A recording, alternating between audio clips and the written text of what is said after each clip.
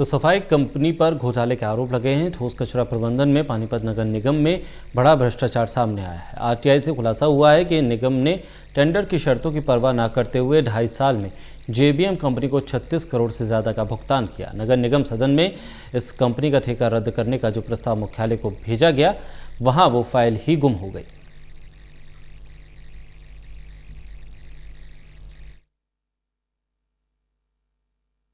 पानीपत नगर निगम में लंबे वक्त से भ्रष्टाचार और महाभारत के बीच आरटीआई से खुलासा हुआ है कि सॉलिड वेस्ट मैनेजमेंट की आड़ में कैसे नियमों को ताक पर रखकर जेबीएम कंपनी को फरवरी 2018 से जुलाई 2020 के बीच सफाई के नाम पर 36 करोड़ 46 लाख 72,864 रुपए का भुगतान किया गया। ये भी कि जेबीएम के काम और बिलों की जांच किए बिना ही 36.5 करोड़ रुपए की पेमेंट हो गई। आरटीआई एक्टिविस्ट पीपी कपूर ने पानीपत में प्रेस कॉन्फ्रेंस करके ये खुलासा किया। उसके अंदर जब हमने आरटीआई लगाई है तो बड़े घोटाले का पर्दाफाश हुआ है। इसमें ये निकल कर आया है कि पिछले 2.5 साल के अंदर नगर निगम पानीपत ने करीब 36.5 करोड़ रुपए की पेमेंट जेबीएम कंपनी को करी है और करीब 2.25 करोड़ की पेमेंट नगर पालिका समालखा ने करी है। लेकिन इसमें घोटाला यहाँ है कि जो टेंडर एग्रीमेंट की जो शर्तें थी उसके अनुसार एक प्रोजेक्ट मैनेजमेंट यूनिट गठित किया जाना था उच्च अधिकारियों को लेकर, और उसकी मॉनिटरिंग के अंदर, देखरेख के अंदर सुपरविजन उन्होंने करनी थी कि डोर टू डोर कूड़ा उठाया जा रहा कि नहीं उठाया जा रहा, और जो कंपनी का जो इंफ्रास्ट्रक्चर है, मैन पावर है, वो पूरी है कि नहीं एग्रीमेंट के अनुसार। गौरतलब है कि इस कंपनी को ठेका चंडीगढ़ से दिया गया था। जेबीएम के खिलाफ नगर निगम सदन में प्रस्ताव पारित हुआ कि कंपनी का काम संतोषजनक नहीं है, लिहाजा इसका ठेका रद्द किया जाए।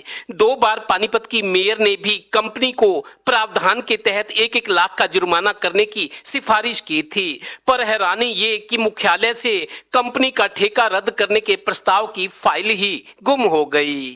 तमाम व्हीकलों के ऊपर जो है जीपीएस सिस्टम है कि नहीं है, कंप्लेंट रिड्रेसल सिस्टम है कि नहीं है, शिकायत का जो सुनवाई का सिस्टम है, टोल फ्री नंबर है, कंप्लेंट पोर्टल है, वो सारी चीजें चल रही हैं कि नहीं सुचारू ढंग से।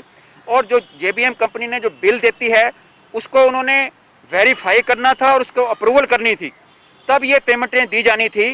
लेकिन ये घोटाला ये निकल के आया है कि करोड़ों रुपए की पेमेंटें कर दी नगर निगम ने और नगर पालिका समालखा ने, लेकिन आज तक वो प्रोजेक्ट मैनेजमेंट यूनिट ही गठित नहीं करी गई।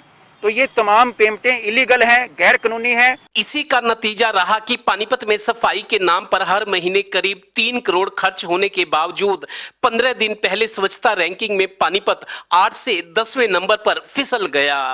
जनता ने इनसे उम्मीदें करी थी कि भ्रष्टाचार के खिलाफ यहाँ भ्रष्टाचार नहीं होगा, लेकिन अब तो जो है जो कांग्रेस पार्टी के टाइम में घोटाले होते थे उनको भी मात कर दिया, उनके भी रिकॉर्ड तोड़ दिए गए। आरटीआई लगाने वाले पीपी कपूर ने इस गदर और धांधलीबाजी के लिए निगम के कमिश्नर और मेयर अवनीत कौर को भी कटघरे में खड़ा किया। आखिर इनकी जिम्मेदारी क्या है? इसी बीच पानीपत ग्रामीण के बीजेपी विधायक भी अफसरों की बैठक लेने नगर निगम दफ्तर पहुंच गए। बहुत सारे जगह से हाउस टैक्सेस को लेके और सफाई की व्यवस्था को लेके बहुत सारे लोग हमसे मिलते हुए रहते हैं और कुछ खामियां हैं, तो सेकंड पार्ट में हम लोग वो बात कर रहे हैं। यही नहीं, पानीपत में 6 सड़कों की मशीन से सफाई के नाम पर हर महीने रोहतक की एक दूसरी फर्म को 80 लाख रुपए महीने की पेमेंट की जाती रही। जानकार दावा करते हैं कि ये मशीन कभी सड़क पर किसी ने देखी हो तो बताओ। यानी सफाई के नाम पर पानीपत नगर निगम को करोड़ों का चूना लग रहा है।